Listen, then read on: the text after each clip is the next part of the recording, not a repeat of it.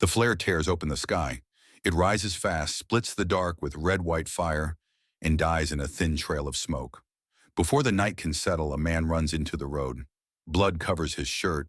His arms swing weakly. His knees buckle. He falls against the headlights of the lone car that stopped.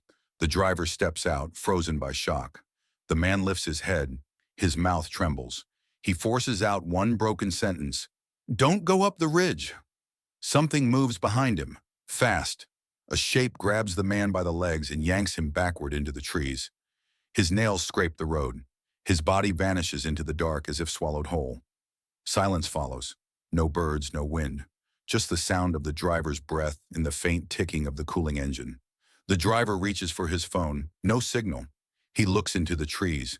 He should run. He should turn around. But he doesn't. Something pulls him forward, the flare, the blood, the man's eyes. He steps off the road and climbs Hollow Ridge. The path is narrow and rough, eaten by roots and time. Old stumps lean sideways. Branches hang low, heavy with strips of cloth and rusted bells. A light wind pushes the bells, making a soft, eerie rattle. Halfway up the ridge, the driver finds a wrecked car and two people, a man and a woman. Their hood is smashed, their tires bent. They stand in the dark like they've been waiting for him. "We saw the flare," the man says. "We heard someone scream." They look shaken but steady. The driver explains what he saw. They all glance toward the trees at the same time.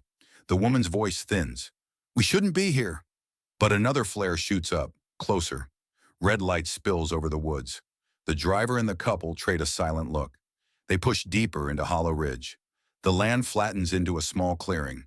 They freeze. The place looks like a campsite long abandoned. Torn tents, scattered clothes, footprints that vanish into the trees. Bones hang from branches with bells tied to them. Some are small, some aren't. On an old post, newspaper clippings flutter in the breeze. Hollow Ridge cult missing after 1998 raid. Another, search team never recovered. The wind shifts. A whistle echoes through the trees, sharp and clean. It moves from left to right like a signal. "Bird?" the man asks. But it doesn't sound like a bird. The clearing grows colder. A second whistle answers. Deeper in the woods, the driver's heart hammers. Something is watching them. A shadow breaks from the trees. It slams into the man with a broken car. He falls yelling. The attacker is masked. Leather, bone, crude paint. Fast, silent, inhuman in its precision. Arrows strike the dirt near their feet. The driver grabs the woman and pulls her behind a fallen log. The man crawls to them, clutching his bleeding arm. More figures move between the trees, using hand signals and bird calls. Their coordination is perfect, efficient. They're hunters. The driver sees a cabin through the branches. "This way!" he shouts. They sprint. Arrows whistle past. One grazes the man's shoulder. He cries out but keeps running. They reach the cabin, shove the door open, and slam it shut. The driver drags a table against it. The woman piles chairs. The man grips his wound and shakes. Outside, footsteps circle the cabin. Slow, testing. Inside, the air smells of dust and rot. The driver searches a shelf, finds newspaper clippings, old letters, and a faded photograph of smiling villagers. Someone drew white lines on their faces. Ritual paint. He flips through the clippings. Ridge believers keep the old laws. They hunt after dusk. Outsiders are marked for purge. A whisper from the woman. "Marked? Marked how?" The driver thinks of the flare. He realizes the truth. The flare wasn't calling for help. It was a warning to them, a signal that strangers were on the ridge. They hear scratching on the roof.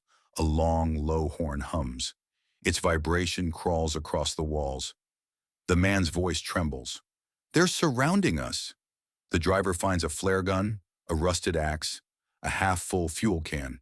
He studies them. A plan forms. "We're running for the road," he says. "Now, before they burn this place." The woman shakes her head. "We'll die out there. We'll die in here faster." Outside, the hunters whisper in a strange rhythm. Their voices join the horn, forming a chant that chills the air. The cabin's door buckles. They're out of time. The door explodes inward. Hunters pour through like wolves. The woman fires the flare gun. A burning red light erupts inside the cabin, blinding the attackers. The driver swings the axe, catching one in the shoulder. The man with the broken car trips a hunter and stomps his mask. Go, the driver yells. They break out the back window and run. Behind them, the fuel can ignites. Flames crawl up the cabin walls, lighting the trees like a funeral pyre. The hunters scream and charge after them. The forest becomes chaos. Branches whip their faces. Roots grab their feet. Arrows slice the air. One strikes the man's leg. He falls hard. The driver and woman drag him up. He limps but forces himself forward. The hunters close in. Their movements are fast and practiced. Their torches flicker like eyes. They reach the last slope. Below, the road. The woman's wrecked car. Safety if they can reach it. But three masked figures step into their path. The leader stands in front, older, taller, with ritual markings burned into his skin. He raises a curved blade. You do not belong on this ridge, he says, voice low and cold. The driver raises the flare gun, the last shot. The leader charges. The flare hits his chest. His robe bursts into flame. He stumbles, screaming, and collapses. The other hunters hesitate. It's the only chance they will get. Run! The driver shouts. They sprint for the car. The woman jumps in first, fumbles with the keys, finds them, slams them into the ignition. The driver yanks the injured man into the back seat. Arrows crack the windshield. The engine roars. They tear down the slope, leaving fire and shadows behind. Dawn meets them at the edge of town. They screech into a small police station. Its windows glow with clean morning light. We made it, the woman whispers. Inside, a sheriff sits behind the desk. Calm, tired, ordinary. The driver tells him everything. The flare, the hunters, the cabin, the cult. The sheriff listens, unmoving. He writes something down. As the driver talks, the sheriff's expression never changes. When the driver finishes, the sheriff closes his notebook. You climbed Hollow Ridge? Yes. And you saw them? We barely made it out alive. The sheriff sighs, a long, slow, disappointed breath.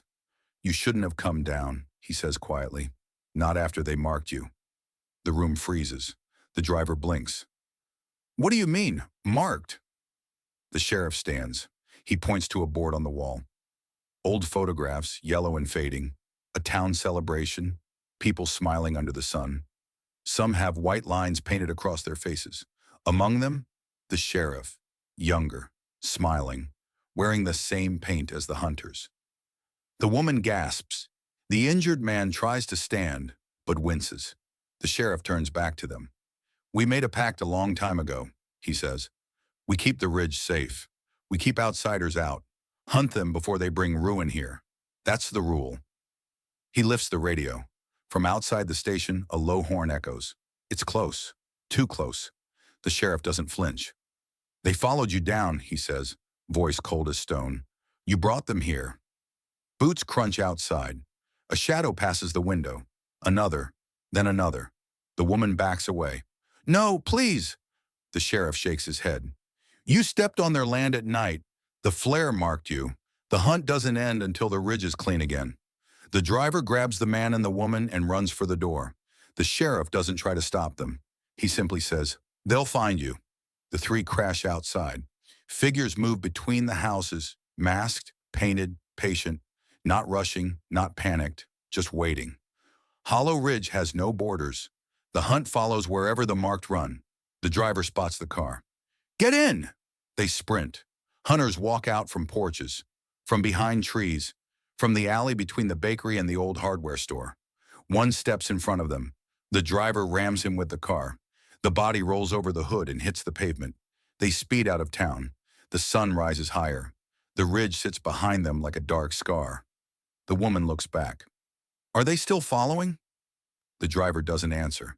He can still hear the horn, faint but steady, as if it knows exactly where he's going. He grips the wheel tighter. The road stretches ahead. The world looks normal, safe. But he knows the truth.